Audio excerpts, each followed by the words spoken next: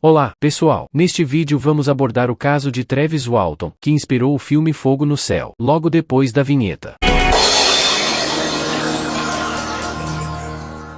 O caso da suposta abdução do jovem Travis Walton é um dos mais intrigantes de toda a história da ufologia. Aconteceu no ano de 1975, nos Estados Unidos. Nessa época, Walton trabalhava para o seu amigo Mike Rogers, que, mais tarde, também se tornaria seu cunhado. Mike tinha um contrato de trabalho para fazer serviços florestais na Floresta Nacional Apache Sitgraves, e o ofício se resumia em limpar a vegetação de uma área de aproximadamente 1.200 acres. Depois de um cansativo dia de trabalho no dia 6 de novembro de 1975, Travis, Mike e mais 5 amigos estavam voltando para suas casas dentro de uma caminhonete, com Mike no volante. Foi durante esse trajeto que ocorreu algo inusitado. Os 7 amigos, de dentro da caminhonete, avistaram um objeto com formato de disco prateado com mais ou menos 6 metros de diâmetro voando acima do automóvel. Mike parou a caminhonete e todos ficaram ali, apenas observando aquele estranho objeto voador. Travis ficou um pouco mais entusiasmado que os demais, saiu da caminhonete e resolveu se aproximar um pouco mais do objeto. Foi aí que ocorreu algo inesperado.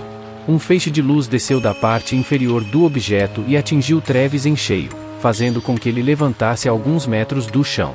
Seus amigos ficaram paralisados diante daquela cena inusitada e ficaram sem saber o que fazer.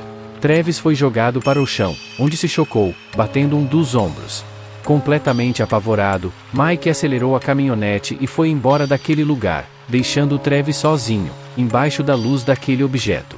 Um pouco mais à frente, todos chegaram à conclusão de que foi errado ter deixado Travis sozinho ali, naquela situação insólita. Mike voltou ao local onde a nave jogou a luz sobre Travis, mas nenhum dos dois estava mais lá. Nem o objeto e nem Travis. Os 6 amigos ficaram procurando por Travis no meio da floresta por cerca de 20 minutos, mas a busca foi infrutífera. Quando eles já estavam de volta à cidade, contaram aquela incrível e sinistra aventura aos policiais, que se mostraram muito céticos.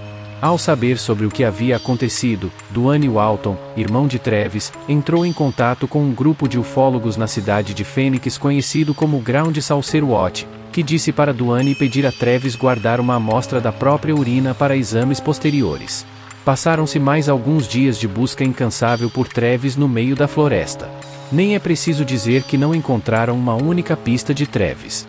Tendo isso em vista, a mãe de Travis e Duane pediram aos policiais que parassem de procurar por Travis, levando os policiais a considerar aquela atitude um tanto esquisita.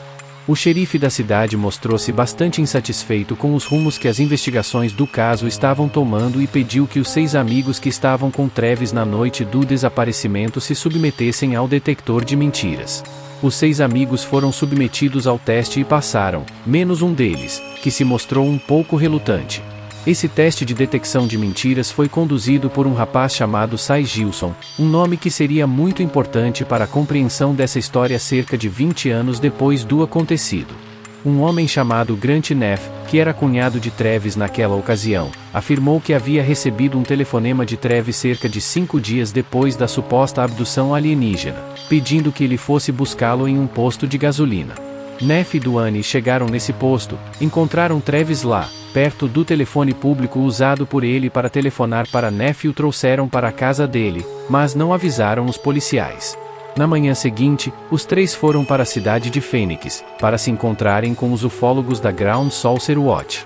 Os ufólogos haviam prometido que Travis passaria por um exame médico, mas o homem apresentado pela Ground Saucer Watch, Lester Stewart, não era médico, mas um hipnólogo. Os policiais ficaram absolutamente inconformados ao saber apenas pela mídia que Travis havia sido encontrado, pois Duane e Mike não avisaram nenhum policial que haviam encontrado Travis. Muito desconfiados de toda aquela história, os policiais começaram a investigar a cabine telefônica a partir da qual Travis havia telefonado para Neff. A companhia telefônica revelou aos policiais que a casa de Neff realmente havia recebido uma ligação telefônica que havia partido daquela cabine, mas o perito não encontrou nenhum vestígio das impressões digitais de Travis no telefone. Os policiais também investigaram o comportamento estranho de Duane e Mike durante os dias que Travis estava desaparecido. Enquanto todos estavam preocupados, procurando Travis por todos os cantos, Duane e Mike passaram todos esses dias concedendo entrevistas a ufólogos. Dentre todas as entrevistas vistas pelos policiais e investigadores, alguns pontos chamaram muito a atenção deles. Em uma delas, Mike confessou que estava inadimplente com relação ao seu contrato com o serviço florestal e que a abdução de Travis talvez pudesse trazer algum alívio daquela situação. Duane Walton disse que ele e seu irmão eram admiradores de ufologia desde muito tempo, que já haviam visto vários discos voadores e que havia tido um diálogo com seu irmão sobre qual seria a reação deles se acaso algum deles fosse abduzido por uma nave alienígena. Neste ponto é necessário introduzir um ator importante no palco deste teatro ufológico, o tabloide National Enquirer. Esse jornal havia oferecido um prêmio de $100 mil a qualquer um que provasse que os objetos voadores não identificados possuíam origem extraterrestre. Os responsáveis pelo desafio veiculado pelo tabloide avisaram para os irmãos Walton que eles poderiam se candidatar a receber o prêmio com a condição de passarem pelo detector de mentiras. Travis e Duane acharam detestável essa proposta. Diante disso, o National Enquirer propôs que manteria os resultados dos testes de detecção de mentiras em segredo se os irmãos não passassem pelos testes. Diante dessa nova proposta, Travis e Duane concordaram. O Enquirer deu a um sujeito chamado McCarthy a incumbência de examinar os detalhes dos testes dos irmãos e McCarthy descreveu os resultados como o caso mais simples de mentira que ele havia visto nos últimos 20 anos. Segundo alguns jornalistas, Duane teria ficado furioso e, aos gritos, xingou e ameaçou McCarthy. Cumprindo o acordo, o tabloide National Enquirer não divulgou o resultado do teste dos irmãos. Ufólogos locais ficaram inconformados com aquele resultado e arranjaram outro técnico chamado Pfeiffer para dirigir mais um exame de detecção de mentiras através de polígrafo. Pfeiffer dirigiu os testes e chegou à conclusão de que os resultados foram inconclusivos. Os ufólogos que haviam contratado Pfeiffer parecem ter ficado inconformados com esse resultado e acabaram comunicando à imprensa que os resultados do teste haviam sido positivos e que a história de Travis Walton era verdadeira. Este exame é o que Travis diz ter passado no livro que escreveu sobre a sua suposta abdução alienígena. É aqui, com a publicação de seu livro, que a história toda encontra a sua derrocada.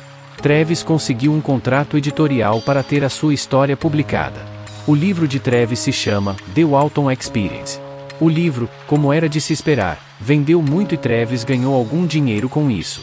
Muitos acreditam que não foi Travis que escreveu o livro, mas Jerome Clark, que, na época, era editor de uma revista sobre OVNIs chamada International UFO Reporter. Até hoje essa hipótese não foi confirmada, mas é o que diziam na época em que o livro teve a sua primeira edição. Também não ficou bem esclarecido o destino do contrato de serviço florestal de Mike e também se Duane recebeu algum dinheiro do tabloide National Enquirer. As informações aqui relatadas sobre o caso Travis Walton, incluindo as suspeitas da polícia e o teste de detecção de mentiras feito pelo National Enquirer que tentaram esconder do público, foram investigadas e divulgadas por Philip Klaes, já falecido, que era investigador cético de objetos voadores não identificados do Comitê de Investigação Cética dos Estados Unidos.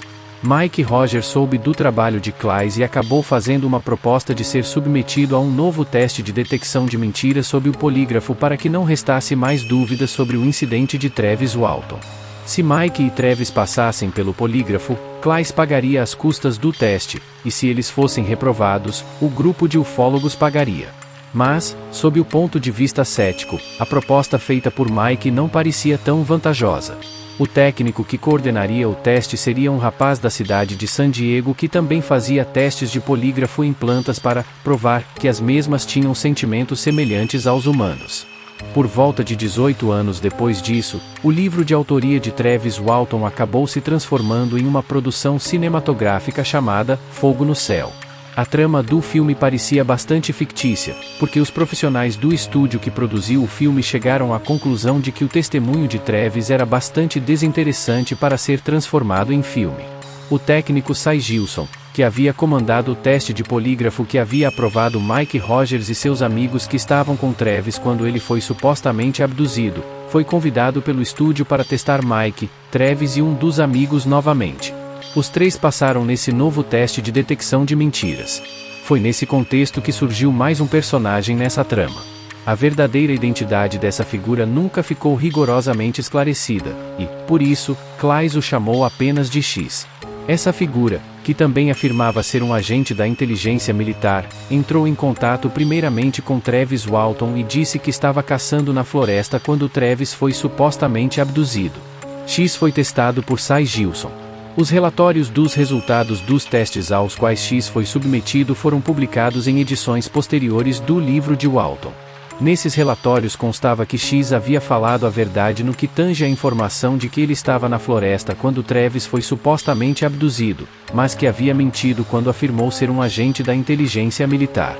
Travis afirmou que X poderia ser alguém coordenado por Philip Claes para conquistar a confiança da opinião pública para que, mais adiante, ele viesse publicamente e afirmasse que o relato ufológico de Travis era mentiroso. Isso nunca foi confirmado e Claes negava peremptoriamente essa acusação feita por Travis. Outra hipótese era a de que X era apenas alguém que queria ser uma celebridade da mídia e estava usando o caso de Travis apenas para se promover. Em resumo, esta é uma análise cética do caso da suposta abdução alienígena de Travis Walton. O ufólogo Jerome Clark certa vez afirmou o seguinte: mais de 20 anos depois do ocorrido, a credibilidade de Travis Walton não sofreu sequer um arranhão. Nenhuma evidência apresentada contra seu relato resiste a um exame cético.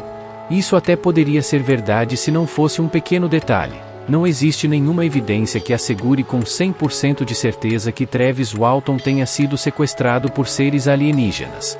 O que existe é uma gritante falta de evidências, o que abre espaço para dúvidas e questionamentos por parte dos céticos. Não foram encontradas feridas no ombro de Travis que poderiam ter sido provocadas pelo alegado arremesso dele de encontro ao chão pelo feixe de luz que saiu da nave.